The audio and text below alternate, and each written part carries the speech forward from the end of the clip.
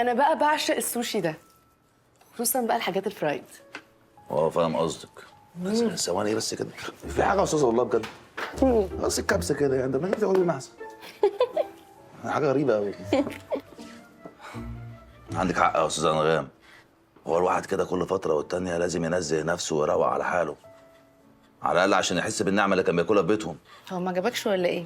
بصراحه لا، ما عجبنيش، والمكان كله مش جاي معايا، واديكي شايفه يعني الناس كلها كبسه على بعضها.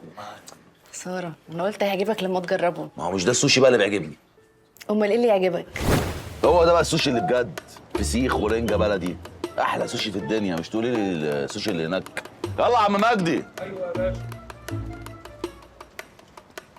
احلى فسيخ لعرب السويركي. احلى مسا عليك. نورنا يا باشا. عم مجدي ده ملك الفسيخ والرنجه في مصر كلها. نورنا يا باشا. حبيبي اخويا، اتفضل. نورنا يا باشا.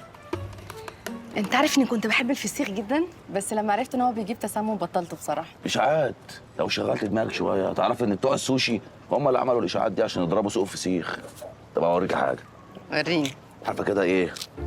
ما تاخدي حته الفسيخه دي، ها، صبرا جميلا، وتقوم ايه؟ ضرب عليها حته الليمونه دي كده، يا انا اسف. وتقوم عاملاها كده، وتقوم ايه؟ الفسيخ يدوب في البق، وتقوم ايه؟ تخش بصل. تشكر ما انحرمش. كل يلا. لا خدي البطروخ ده حلو. كده ايوه كده. اضرب. وايه بقى؟ كده. صبرا جميلا. ايوه، حته بقى كده. ايوه. يلا يا عم، ده انت من مغربلين يا عم، ودي. ايوه كده. الله. تشكر ما انحرمش. هلا قولي لي بقى، فوق السياح اللي كان معانا هناك ده في الهرم، كانوا اتنين بس، هو ده الطبيعي عندكم ولا السياحه مضروبه اليومين دول؟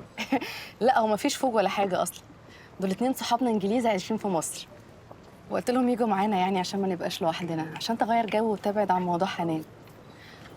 هو انت فعلا كنت بتحبها؟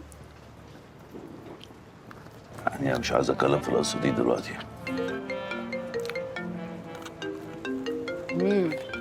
الله. ايوه يا حاج، حاضر، حالا ابقى عندك. بالسلامه يا حاج.